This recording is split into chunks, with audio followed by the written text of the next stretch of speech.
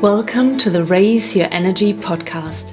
My name is Linda Lange and I'm your host and energy expert. Today we're going to discover the emotions of stress. Why? When you understand which emotions harm your mental and your physical health, because you're constantly living in stress and survival, you can actually do something about it. Sounds good? Okay, let's get started.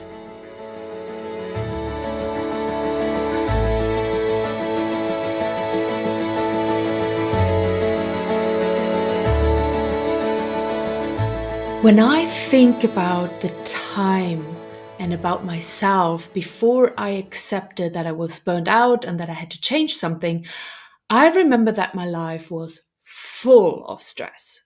I constantly lived in a state of survival and my fight and flight nervous system being activated literally all the time. I would find reasons to be frustrated and annoyed all the time. I could get upset easily by anything small or big all day long. And I was stuck in these thought spirals in my head all the time about situations that either happened in the past or worrying about the future. I can see now what kind of life I was living, a life full of stress, always flooding my body with chemicals that kept the stress levels high. And you know what? I never really realized it. It was my norm. It was my normal. I thought that's how you live as an adult, as somebody who wants to do a good job and have a thriving career, as an intelligent woman that wants to show the world what she can achieve. I thought that this is a way you have to live your life in order to achieve everything you want to achieve. Because that was a way of seeing the world for most of my life, why would I think that there was anything wrong with it, right? Sure, I wasn't having a lot of moments where I was truly happy, especially in the last few months before I pulled the ripcord. I knew on some level that I was not healthy as I was not really spending time looking after myself. I was distracting myself from looking closer by spending my free time watching lots of TV, eating lots of comfort food, and having far too much alcohol to drink. And still, I just did not see another option. My mind was not able to come up with another way of living, another version of my life, until I actually faced the hard truth and stopped myself. In this episode, I want to talk more about living a life full of stress and how it's linked to certain emotions as well. When I look back and observe my old self, it wasn't the stress in my life that was painful. It was not the avoidance or the unhealthy ways of living that were painful. No, what was painful were the emotions that I kept feeling while living in constant stress. And my dominant emotion when I was living this whole time under stress were frustration, guilt, shame, unworthiness, hopelessness, worry, and sadness. And let me be clear, you will not have the same set of emotions. We are all unique, even in times of stress. But we will get back to that later on. So let's first think about that connection between emotions and stress. Are emotions the only stressor that we have in our lives? No. There are other stressors, but we are much more evolved these days to deal with them than the emotional stressors. So we have physical stress. That's injuries through accidents like a broken bone, a dislodged shoulder, or a strained muscle. To a degree, humankind can deal with most of these today. Then we have chemical stress. That includes bacteria, viruses, and toxins in our air, in our food, and our water. Hangovers from too much alcohol, colds, or the flu. And we know already a lot in these areas, but then, of course, the last couple of years showed us that well, a virus can spread again and knock us out of our balance, right? And then we get to the emotional stress. Examples that create emotional stress are family tragedies, the loss of a loved one, financial problems, or the loss of a job, or just being unsatisfied with your job. Emotional stress is created as well by traffic jams, bad internet connections, or flight delays. So we might be clearer now what causes emotional stress, but I want to talk to you about the actual emotions behind it. What are the emotions of stress? You know, all emotions are chemicals in our body, and depending on the situation, depending on the combination of chemicals, and in which area in our body they appear, they create different emotions inside of us. Emotions are generally not bad or good. They are not really positive or negative, but we do quite often classify them as that, which is absolutely fine. But in general, it's a chemical process in the body that creates a certain emotion as a result when we have an experience. Your body does not know the difference between a good emotion and a bad emotion. It doesn't see it like that. It's just an emotion for the body that gives it a signal. In a way, most emotions can actually be kind of harmful or useful. It's all relative. But repeating and holding on to certain emotions over a long period of time can become a danger to our health. And that's very clear. If you listened to or watched last week's episode, we talked about the two branches of the autonomic nervous system. And we discussed our overuse of the sympathetic nervous system. That's the one branch that is called as well the fight and flight nervous system. And it gets switched on when we are in stress. So we know now what kind of stresses turns it on, either the physical, the chemical, or the emotional stresses.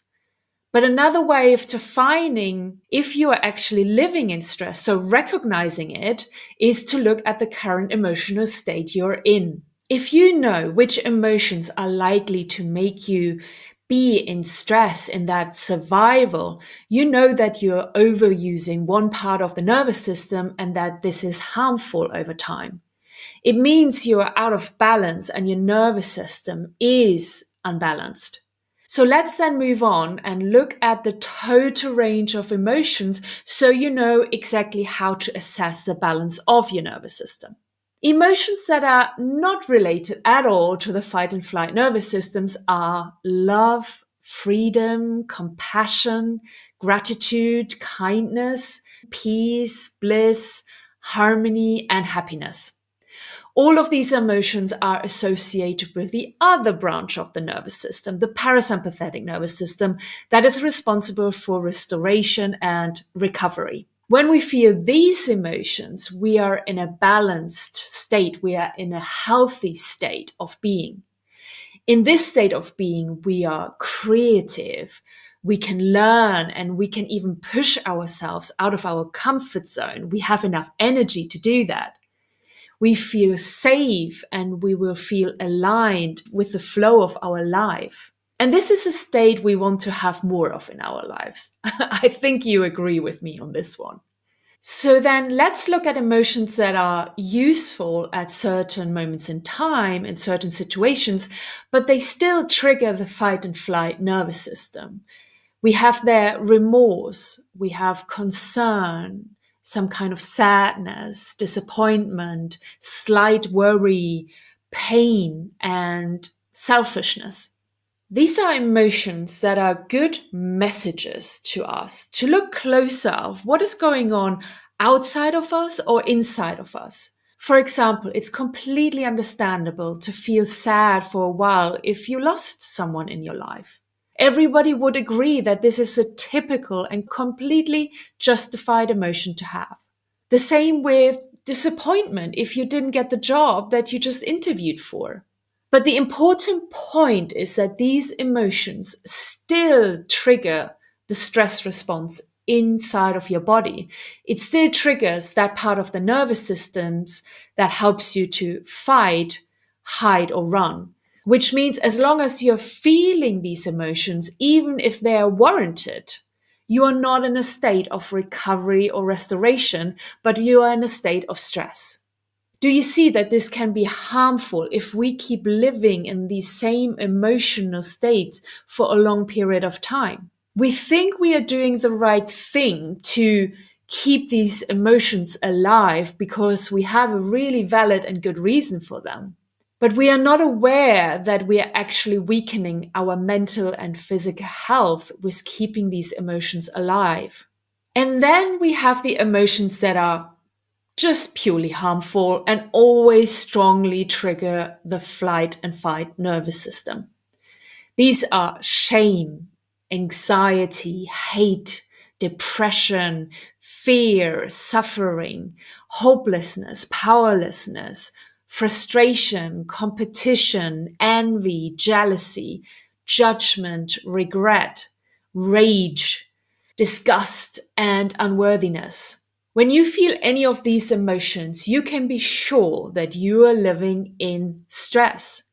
And the stronger the emotion, the harder it is to stop it while you're in it and to get out of that stress cycle. When we are under high levels of stress and feel strong emotions like the ones that I just described to you, it is really hard to disrupt that cycle of thinking and feeling that is actually keeping this emotional state going.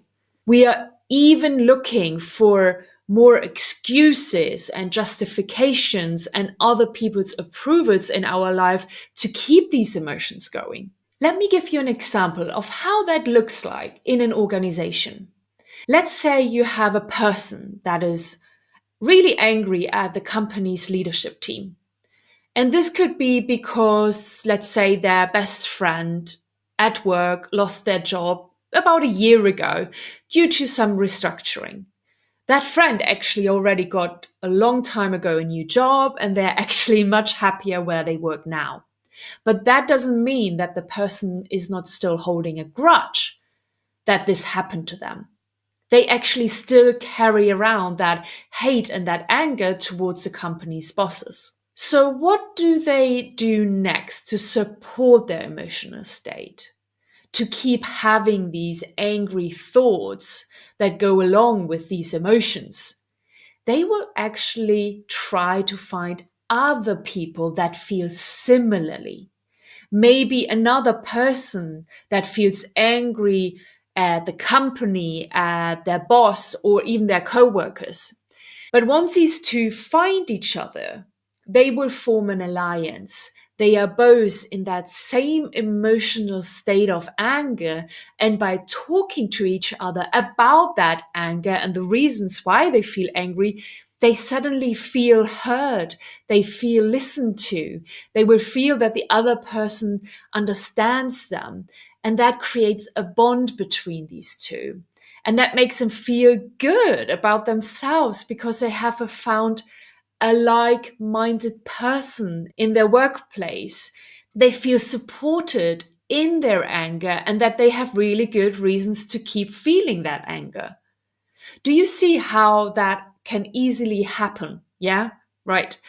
And these two won't actually ever talk to other people that are happy working at that company or even happy with their bosses. No, they would never do that because their emotional states are completely misaligned and they just won't click. They are just not on the same level. But can you see the danger in this and how this can grow inside of an organization? Maybe even between a group of friends or even in a family. If people don't understand that they are kind of stuck in a loop of living in stress and keeping these emotions from their past alive, they will keep harming themselves, but after a while, even the people in their lives. They might even have an impact on the team they are working in, and ultimately, of course, an impact on the company and the company's health and profit. Do you see now how important it is for people to know this? For us to create awareness around these emotions of stress? Now that you know You can create awareness around your emotions of stress. Look out for situations in your life where these emotions get triggered. And when you become aware of it, when you catch yourself, you can change your perspective. You can change the thoughts that go along with these emotions. And you can change the situations you are currently in for you to be able to stop these emotions from flooding your system and keeping you stuck. So, if I have opened your eyes with today's episode to a whole new world, and maybe you even see the potential of changing your life and even yourself through all of this knowledge and the tools that go along with it, then check out the Change Your Mind, Create New Results program. This is exactly what you will learn in depth and receive all the right tools for you to implement this into your life successfully. Just imagine how much more time you could spend feeling emotions that you actually want to feel and less of the ones that you no longer want to feel.